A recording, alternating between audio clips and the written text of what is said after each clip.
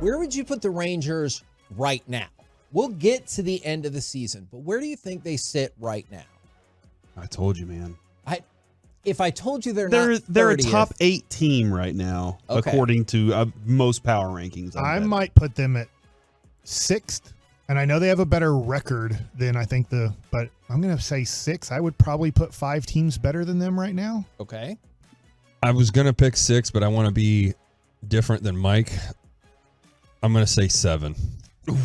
Just because of the way, remember, I talked about they needed to sweep Washington. I just felt like that was something they had to do. I thought about that so many times during that series, and then they got whiffed in those other games. I know. That's tough. They needed this All-Star break. Number 1, I'm going off of Bleacher Report for this one. Number 1, the Atlanta Braves. Feel like no issues. They're pretty good. Makes a lot of sense. Yeah. Number 2, the team that was number 1 most of the year, the Tampa Bay Rays. Better than the Rangers, surely. Yeah, although they had their struggles at the end of this first break. They're in the midst of, they had lost 7 straight before they won their very last game before the break. But I still think you can look at them and say, that's a better team right now than the Rangers. Okay. Baltimore Orioles. They're better. They've been playing great the last 2 weeks, and the Rangers haven't. Yes. No, you're right. By the way, Baltimore goes into the break with a 5-game winning streak, only 2 games back of Tampa. The Miami Marlins at number 4. I know it might sound odd, especially since in the beginning season power rankings, they were 22nd. As much as we love the Rangers story, the Marlins have shown a hell of an improvement this year. Yeah, that's big. Because they got one dude that's just getting on base all the time. Oh, you're just going to boil it down to one person? They are surprisingly good. Mm-hmm. Like, I didn't see this happening with Miami, especially in that division.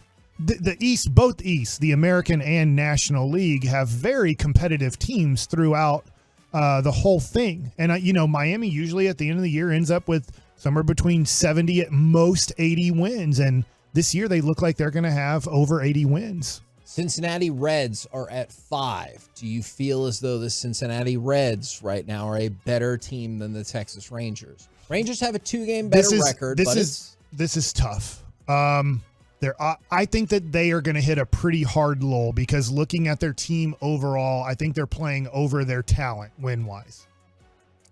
I think Texas is definitely better. I don't see them lasting much longer with this. It's a good ride. It's good to get them hyped up for next year. This is what we can improve on or build off of, but I see them falling off too soon. The Arizona Diamondbacks are number 6. They have the exact same record as the Texas Rangers. Fair? Based on what I learned yesterday, it's Zach Gallen is the reason that they are what they are. I was watching. Who's the kid that they got? That was Corbin Carroll. Corbin Carroll. He said it last night in the All-Star game. He was like, Zach Gallen's the reason that we are what we are right now. And he mentioned their other starter. I'm sorry, but yeah, he had another guy that is having a good year for Arizona without pulling up their stats. Corbin Carroll looks like he will be the National League Rookie of the Year. He's a tiny fella. And he's just a little guy. He's a little guy. Do you put the Rangers ahead of the Dodgers? No. The Dodgers? I think at the end of the year, the Dodgers have a better record than the Rangers. Right now, though. Right now, yes. Okay. Dodgers over. And it was interesting. I really enjoyed when Broadus was talking yesterday about, he was like, look, man, I want my teams to spend. He was like, the Dodgers spend money on great players. And I was like, yeah, they do, man. And whenever we had, 6 in? Did the Dodgers have 5? Or did they? I don't remember how many All-Stars. I just was watching the video beforehand. Yeah, they had and Clayton 5. Kershaw was like counting them out, and I was like, oh man, I believe they have 5. Kershaw got replaced, an injury replacement, but they had 2 reserves in him and Will Smith, and then they had 3 starters in JD Martinez, Mookie Betts, and Freddie Freeman. They had the thing yesterday, Kevin, was the intro, and everybody was getting on the airplanes to go to fly to Seattle and everything, and he was counting them off. And they had the Shohei moment, and they were like, all right, hold on, we have 2 Shoheis. Are you the pitcher or are you the hitter? And he was like, I'm both. Right. That was good. So the Dodgers are 8th in these Bleacher Report power rankings, and the Rangers are 7th. My question for y'all is, does that seem fair, first off? I think that the Dodgers were in front, right? No, the Dodgers are See, I would rather have them in front because of what they've done recently. They're 7-3 in the last 10. Texas is 3-7. 7, yeah. So you got to flip that. Okay. Is this about where you think the Rangers will end up? So I'm just going off a Bleacher Report. I know in a lot of other power rankings, the highest they got was second. But they started at 16 in the power rankings for Bleacher Report. And at one point, for a week, they were number 1. Do you think 7 is about where they land, or do you think they move up or down? I'll be honest, I'm concerned. Where's the Houston Astros? 2 games Houston back. Astros are 10th on this list.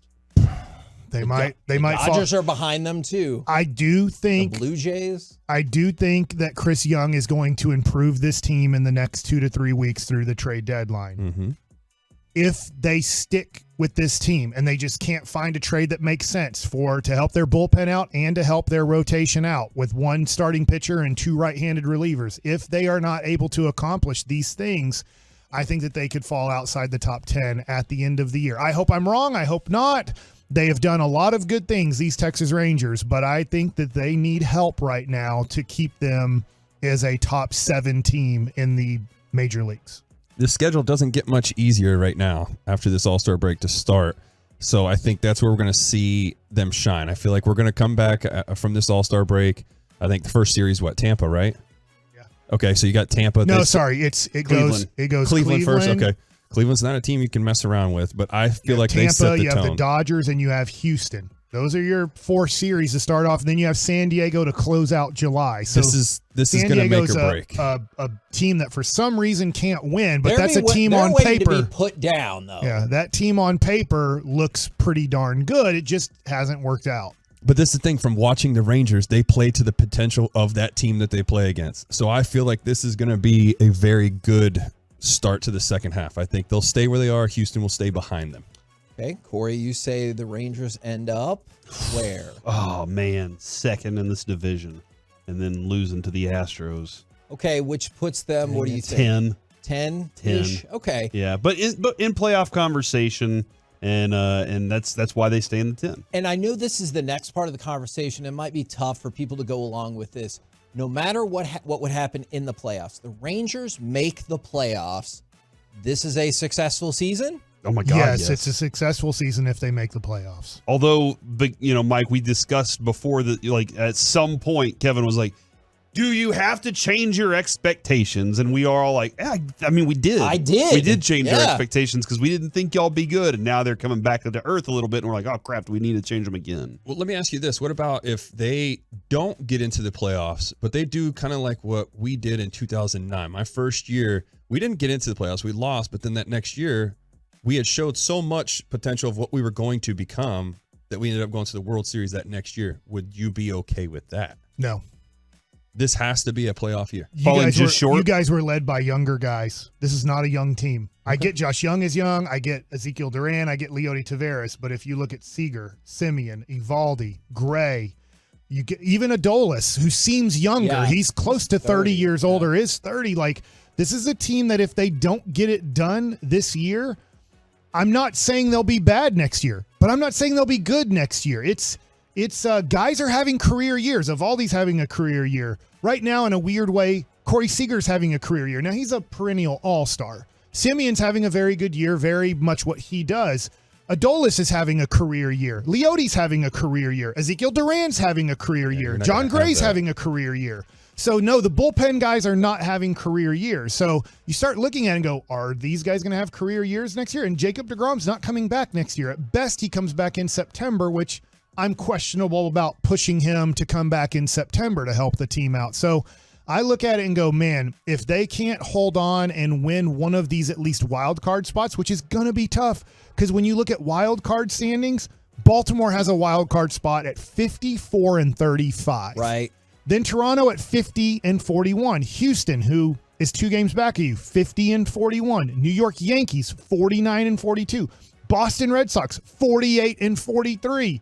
And then I don't want to count out right now Seattle at 45-44. Or LA.